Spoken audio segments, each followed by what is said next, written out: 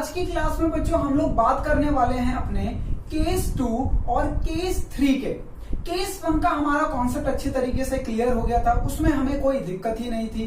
तो आज हम लोग डिस्कस करने वाले हैं केस 2 और केस 3। बच्चों इनके आइडेंटिफिकेशन के बारे में भी बात करेंगे, इनके सॉल्यूशन को कैसे किया जाता है उसके बारे में भी बात करेंगे। बट जब ये एग्जाम में आएगा तो हमें कैसे पता चलेगा केस 1 है, हमें इसका सॉल्यूशन केस 1 के तरीके से करना है या केस 2 के तरीके से करना है या केस 3 के तरीके से।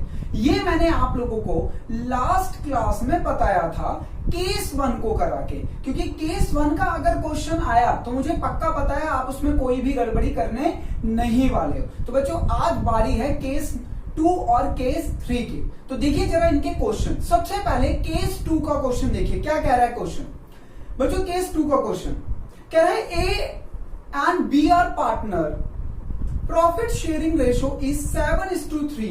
They admit C for 3/7 share, which he takes 2/7 from A and 1/7 from B. Calculate new ratio. तो बच्चों ये केस 2 का क्वेश्चन, ठीक है। केस 2 के क्वेश्चन को आप लोगों ने ध्यान से देख लिया कि केस 2 में क्या क्या कहा जा रहा है। बच्चों इसमें जो आइडेंटिफिकेशन है वो मैं अंडरलाइन करा रहा हूं, फिर मैं आप लोगों को केस 3 का क्वेश्चन भी बताऊंगा, फिर उसकी आइडेंटिफिकेशन को लिखवाऊंगा भी और फिर दोनों का सॉल्यूशन करूंगा, तो आप दोनों में डिफरेंस समझ पाओगे। ठीक है ना, क्लियर है। लीजिए तो अब बात करते हैं बच्चों केस 2 की आइडेंटिफिकेशन की। देखो मैं अंडरलाइन कर रहा हूं, एक नया पार्टनर एडमिट हुआ है सी, वो 3/7 शेयर से हुआ है और डायरेक्टली क्वेश्चन में पार्टनर का नाम गिवन है, जबकि बच्चों केस नंबर 1 में यानी केस नंबर 1 में ऐसा गिवन नहीं था। वो डायरेक्टली कौन दे रहा है तो हम उसमें एज्यूम कर लेते थे और उसकी आइडेंटिफिकेशन होती थी कि गिवन बाय फर्म। यहां पे बच्चों डायरेक्टली पार्टनर का नाम गिवन है और केस 3 में भी नाम गिवन होगा, पर यहां पर आप लोगों को लैंग्वेज पे ध्यान देना है। किस पे ध्यान देना है? लैंग्वेज पे, कि कौन सा केस 2 का क्वेश्चन है और कौन सा केस 3 का क्वेश्चन है। ठीक है ना, तो उसका सॉल्यूशन बच्चों उसी टाइप से होगा। तो देखिए सबसे पहले केस 2 के क्वेश्चन को देखिए और उसको अंडरलाइन कर लीजिए। बच्चों लिखा है ना, which he takes 2/7 from A and 1/7 from B. तो बच्चों यहां पे जो लैंग्वेज है वो है फ्रॉम, ठीक है, फ्रॉम हिज शेयर। ठीक है, वटेवर जो भी पार्टनर का नाम है, तो यहां पे पार्टनर का नाम आएगा फ्रॉम हिज शेयर लैंग्वेज। तो इस जगह पे बच्चों पार्टनर का नाम आएगा जो भी पार्टनर होगा। तो लैंग्वेज यूज है फ्रॉम हिज शेयर, यानी from A, from B, from C, whatever जो भी है, जो भी क्वेश्चन आएगा उसमें यही लिखा होगा। ठीक है, अब जरा एक बार बच्चों केस 3 का क्वेश्चन देखते हैं। केस 3 का क्वेश्चन देखिए क्या कह रहा है। R and T are partners in a firm sharing profit in the ratio of 3:2. S joins the firm. R gave him 1/4 of his share and T gave him 1/5 of his share. Calculate new ratio. तो बच्चों अब जरा यहां पे देखो case 2 में जो language use करी गई है फ्रॉम हिज शेयर, और केस 3 में क्या लैंग्वेज यूज करी मैं अंडरलाइन कर रहा हूं, जरा ध्यान से देखो। Of his share, R gave 1/4 of his share, ठीक है, and T gave him 1/5 of his share. तो बच्चों यहां पे बिल्कुल छोटा सा लैंग्वेज प्रॉब्लम आपको क्रिएट कर रहा था। यहां फ्रॉम हिज शेयर है और केस 3 में ऑफ हिज शेयर है, ठीक है ना, ऑफ हिज शेयर। तो यहां पे पार्टनर का नाम आ जाएगा। तो बच्चों लैंग्वेज आप लोगों को दोनों की समझ आ गई होगी कि केस 2 में फ्रॉम हिज शेयर है और केस 3 में ऑफ हिज शेयर है। ठीक है ना, चलिए तो बच्चों हम लोग दोनों ही क्वेश्चन को करेंगे, फिर दोनों को सॉल्यूशन में एक बार दोबारा डिफरेंस देखेंगे कि दोनों में क्या चीजें चेंज करनी होती है। ठीक, चलिए तो केस 2 का क्वेश्चन देखते हैं दोबारा से। देखो केस 2 का क्वेश्चन मैं, क्योंकि केस 2 सॉल्व कराने वाला, दोनों में डिफरेंस और केस 2 को कैसे सॉल्व किया जाता है, केस 3 को कैसे सॉल्व किया जाता है, ये आप लोगों को सीखना है। कह रहा है बच्चों केस 2 का question, A and B are partners profit sharing ratio is 7:3. They admit C for 3/7th share, which he takes 2/7 from A and 1/7 from B. Calculate new ratio. तो लो बच्चों, इसमें तो डायरेक्टली गिवन है और हमें आइडेंटिफिकेशन भी पता चल गई केस 2 की। तो ये लीजिए, A का न्यू रेशो, B का न्यू रेशो और बच्चों C का न, C तो न्यू पार्टनर ही है, उसका रेशो गिवन है बच्चों 3/7। ध्यान से देखो, उसका रेशो ऑलरेडी गिवन है। अब ये 3/7 वो किस किस से कितना कितना ले रहा है, ये डायरेक्टली गिवन है क्वेश्चन में। तो बच्चों A का न्यू रेशो कैसे निकलेगा, ओल्ड रेशो माइनस सैक्रिफाइस, जो उसने सैक्रिफाइस किया है, और B का ओल्ड रेशो माइनस सैक्रिफाइस। ठीक है, तो बच्चों A का ओल्ड रेशो क्या है, देखिए 7/10 और बच्चों B का क्या है 3/10 माइनस।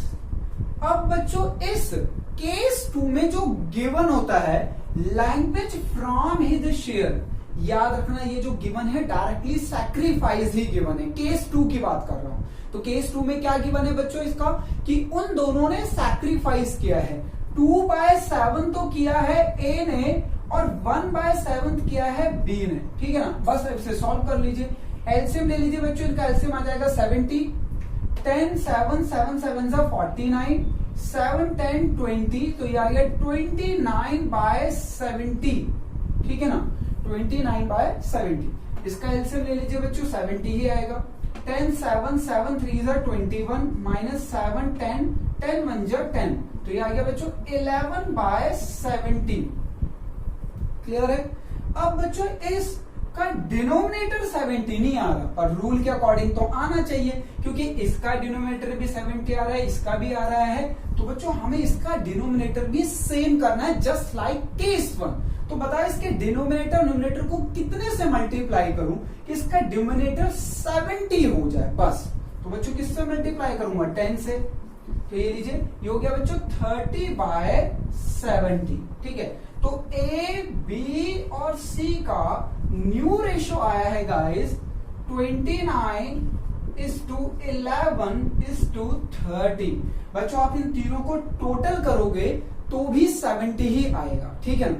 दूसरी बात बच्चों, अगर ये किसी टेबल से कट सकते हैं तो इन्हें छोटा कर देना और स्मॉल कर देना, बट मुझे नहीं लगता ये किसी टेबल से कटेंगे, क्योंकि 29 और 11 अपने आप से ही बच्चों एक बार को मतलब ये कट नहीं सकते, तो इन्हें यहीं पे छोड़ दो। अगर ये और स्मॉल हो सकते, यानी सेम टेबल से तीनों कट सकते, तो उसे आप लोग स्मॉल कर देंगे, ठीक है। तो बच्चों केस 2 में हमें जो गिवन होता है क्वेश्चन में वो ही सैक्रिफाइस गिवन होता है, क्योंकि अब मैं आप लोगों को केस 3 कराने वाला हूं, तो मैं बताऊंगा उसमें आपका काम कितना बढ़ गया है। तो बच्चों केस 2 अच्छी तरीके से समझ आ गया। केस 2 की जो आइडेंटिफिकेशन है फ्रॉम हिज शेयर होगी, और जो रेशो गिवन होगा वो ही, मतलब जो पार्टनर सैक्रिफाइस कर रहे होंगे, मतलब जो दे रहे होंगे नए पार्टनर को, डायरेक्टली सैक्रिफाइस हो, ठीक है ना। क्लियर है। चलिए केस 3 का क्वेश्चन देखते हैं बच्चों। केस 3 में मैं इन दोनों को इसलिए साथ करा रहा हूं कि इन दोनों में ही कंफ्यूजन सबसे ज्यादा होती है, तो आपको पता होना चाहिए कि केस 2 को कैसे सॉल्व करना होता है, केस 3 को। ज्यादा डिफरेंस नहीं है इन दोनों को सॉल्व करने, ठीक है। चलिए केस 3 का क्वेश्चन देखते हैं बच्चों क्या है। देखिए क्वेश्चन जरा, कह रहा है R and T are partners in a firm sharing profit in the ratio 3:2. S joins, बच्चों एक नया पार्टनर आया है S joins the firm. R gave him 1/4 of his share and T gave him 1/5 of his share.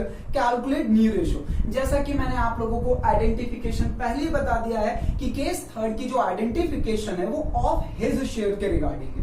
तो clear है बच्चों, इसका भी ऐसे ही निकलेगा सॉल्यूशन, जरा देखते हैं बच्चों। R का new ratio, old ratio minus sacrifice, ठीक है। और बच्चों S का new ratio, old ratio minus sacrifice, जैसा हमने अभी किया था। और उसके बाद आ जाएगा बच्चों, सॉरी T का और S का न्यू रेशो, R का सैक्रिफाइस प्लस P का सैक्रिफाइस। यही तो होगा ना बच्चों, ये दोनों जितना सैक्रिफाइस कर रहे हैं वही होगा इसका, ठीक है। ये टी का ये थर्ड केस है। सर आप इसे केस 2 की तरह क्यों नहीं कर सकते? बच्चों इसलिए नहीं कर सकते, देखो दोनों क्वेश्चन, मैं दोनों क्वेश्चन को दोबारा रखता हूं, दोनों में डिफरेंस को समझना। देखिए बच्चों, केस 2 में जो नया पार्टनर आया है उसका शेयर डायरेक्टली गिवन है ना 3/7, और फिर लिखा हुआ है क्वेश्चन में कि 3/7 को कौन कौन दे रहा है। बट अगर आप केस 3 में देखो तो उसमें गिवन नहीं है। जो S ज्वाइन हुआ है कितने शेयर से ज्वाइन हुआ है ये गिवन नहीं है, बट हाँ R और T उसको शेयर दे रहे हैं अपने शेयर का। 1/4 दे रहा है R और 1/5 दे रहा है T। तो जो ये दोनों देंगे बच्चों, ये R और T जितना दोनों देंगे वो ही तो न्यू रेशो होगा S का, क्योंकि S का रेशो डायरेक्टली गिवन नहीं है, आप क्वेश्चन में देख लीजिए चाहे तो। क्लियर है ये?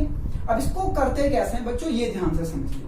आपको R का सैक्रिफाइस निकालना पड़ेगा सबसे पहले, और बच्चों T का भी सैक्रिफाइस निकालना पड़ेगा।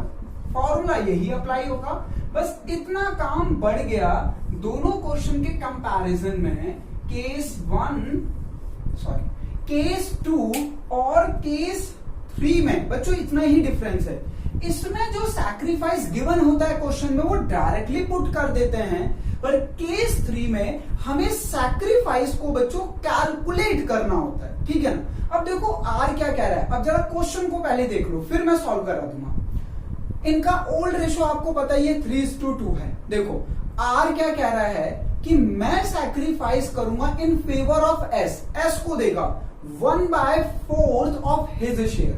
तो पहले बताओ R का शेयर क्या है भाई। R का ओल्ड रेशियो है बच्चों 3/5 और 2/5, यानी 3/5 और 2/5, ये इसका ओल्ड रेशियो है ना R और T का।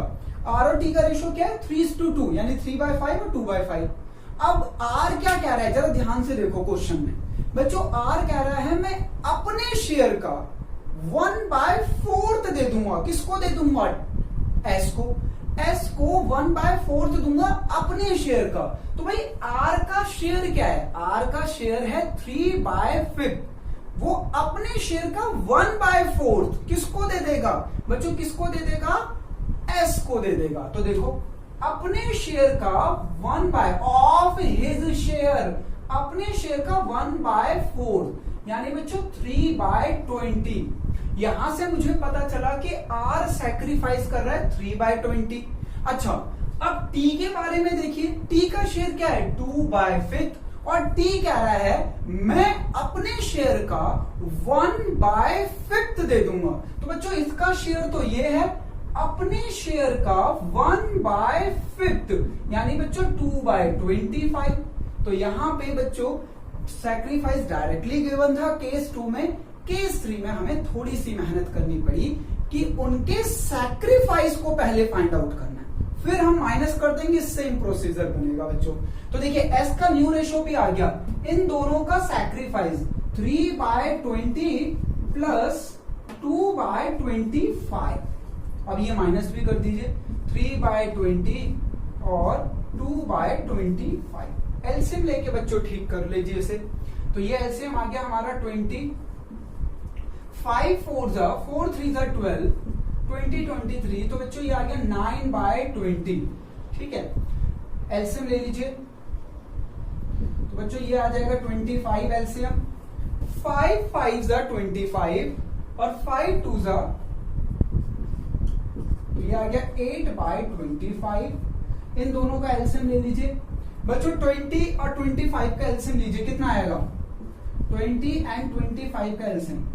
5 4 5 5 4 5 20, 25 100 आएगा बच्चों एलसीएम। ये लीजिए 100 आ गया।